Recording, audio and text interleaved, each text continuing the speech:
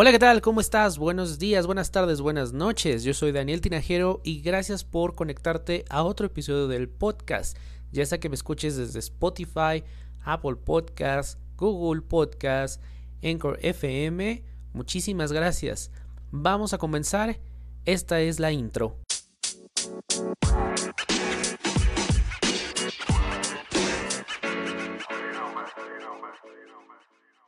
El día de hoy te voy a platicar acerca de algunas aplicaciones y servicios que te pueden ayudar a redactar mejor en inglés. Te cuento, tengo aproximadamente un poquito más de 10 años de experiencia como profesor de inglés, y la verdad es que en mi faceta de profesor, ya sea como profesor de inglés o en la materia de comunicación o comunicación digital, la verdad es que me gusta mucho que los alumnos se lleven algo a casa el día de la clase, el día de la sesión, que se lleven ya algo práctico, algo que puedan estar aplicando en su vida diaria. Cuando doy inglés, por ejemplo, trabajo mucho por proyecto. El producto que se hace en la clase es algo que sea tangible, algo que ellos puedan procesar y con lo que estén en contacto.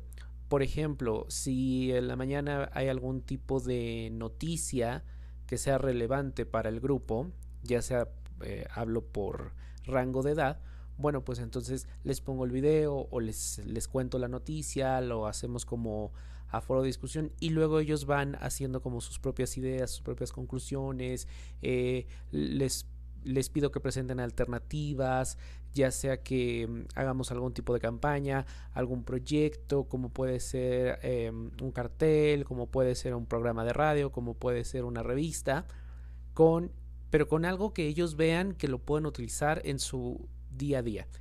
Y algo que me inquieta mucho cuando las personas comienzan a estudiar otro idioma, especialmente con el inglés, es el bloqueo que traen. Bloqueos que generalmente vienen porque pues a lo mejor fuiste bulleado de niño en el grupo por la pronunciación o porque no te aprendías una estructura gramatical o las palabras o veías que los compañeros llevan muy rápido o ya iban más avanzado y tú no entendías nada. Entonces el cerebro humano lo que hace es como bloquear y decir no me gusta, pero realmente no es que no te guste, te cierras a ese aprendizaje, te cierras a evolucionar y decir no, esto no es para mí y le das la vuelta para no, para no encontrarle como un punto negativo.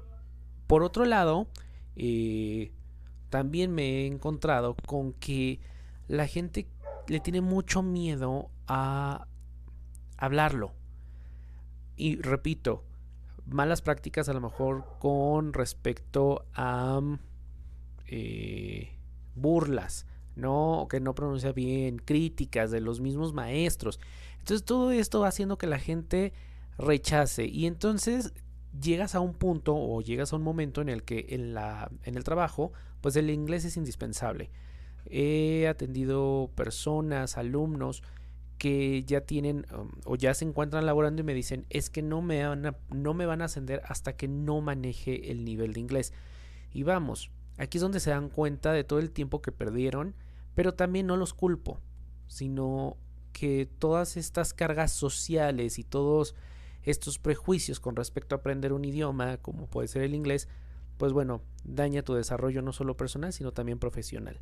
Entonces, algo que me comentaban mis alumnos es, bueno, fluimos, platicamos y bueno, la pronunciación se va corrigiendo a lo largo del curso o a lo largo de la práctica, pero ¿cómo puedo yo escribir mejor? Entonces lo primero que yo les digo cuando van a escribir algo en inglés y por ejemplo un ensayo, incluso en español o en el idioma que sea, yo siempre les digo grábate, agarra a tu smartphone, ya tienen grabadoras de voz, entonces ponle grabar y empieza a soltar ideas muy sueltas sobre el tema del que vayas a escribir tu ensayo y luego vuelve a escucharlas, escribe, redacta y entonces te vas a dar dando cuenta que con esa lluvia de ideas que tú hiciste a través de tus notas de voz, bueno, pues puedes trabajar de una mejor manera y darle todo un contexto.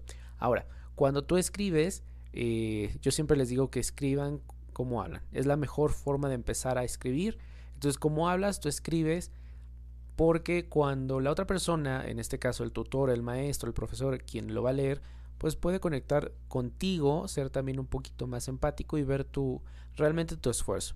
Entonces, algo que yo les digo es no hagas ese copy-paste que tanto les gusta y que tanto nos choca a los que somos profesores, sino haz el esfuerzo de que sea un producto propio, de que sea un producto en el que se vean tus ideas, en el que se comparta tu mundo.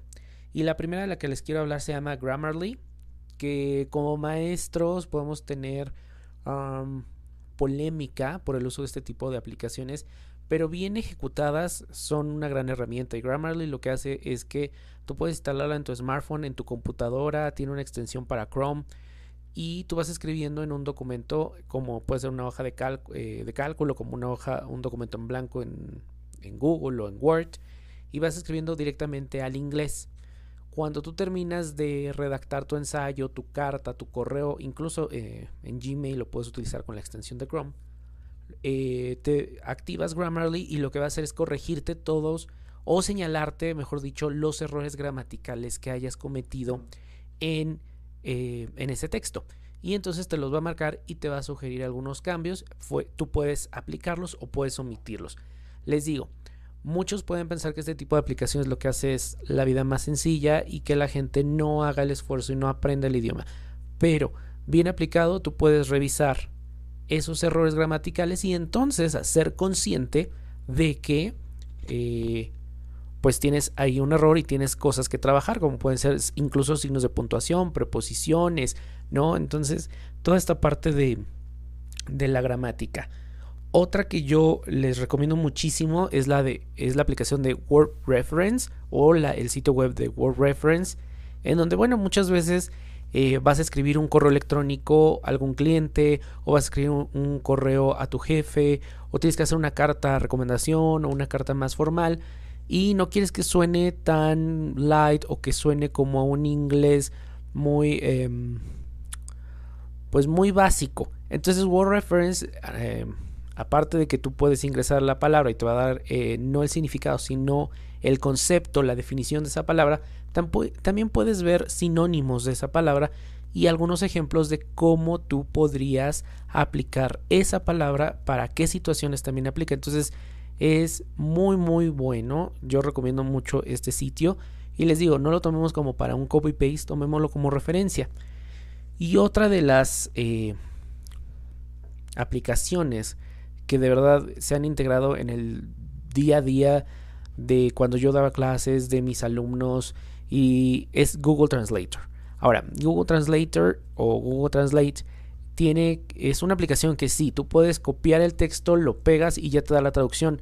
No lo hagan porque pues, Google todavía sus algoritmos no te da muy bien como toda esta parte contextualizada de un texto. Por ejemplo, cuando tú quieres traducir un texto, yo les decía a mis alumnos de principios básicos de traducción que no se vayan por las palabras literales. Y recordemos que en inglés hay muchas palabras que pueden significar muchísimas cosas completamente diferentes. Debemos de aprender el contexto, debemos de aprender de quién nos está hablando, en qué época, incluso en qué parte del país nos estaría hablando, si es en Nueva York o si es de Los Ángeles o si es de Washington o si es en Canadá o si es en UK, ¿no? Entonces, cuando nosotros vamos a hacer esto, una traducción, por ejemplo, lo que podemos hacer, lo que debemos de hacer es precisamente una interpretación del texto para plasmarlo lo más fiel posible al idioma en el que lo estamos traduciendo. Entonces Google Translate nos va a ayudar mucho en cuanto a palabras sueltas. Tú puedes poner una palabra y te da nuevamente el significado de la palabra y también te va a dar todo algunas palabras similares, entonces, y te da algunos ejemplos. Entonces también se ha convertido en algo muy muy indispensable. Además, si tú quieres aprender, me gusta esta parte autodidacta de esta aplicación porque a través de imágenes tú puedes colocar algún cartel que esté en inglés y te lo traduce en tiempo real utilizando solo tu cámara. Entonces me parece muy bien porque de esta manera pues lo que hace es precisamente un autoaprendizaje que sea autodidacta, y entonces tú ya vas a ir viendo a lo mejor un libro, la portada de algún disco, algún póster, y entonces ir identificando pues palabras claves, conceptos, frases, y estar obviamente también actualizando tu vocabulario. Gracias por haber escuchado este episodio. Recuerda que puedes suscribirte desde Spotify y Apple Podcast. Si lo haces desde Apple Podcast, puedes dejarme un comentario y una calificación de 5 estrellas. Yo soy Daniel Tinajero y puedes seguirme también en mis redes sociales, en Twitter, Facebook, Instagram, y suscribirte al canal de YouTube. Búscame como Daniel Tinajero. Hasta la próxima.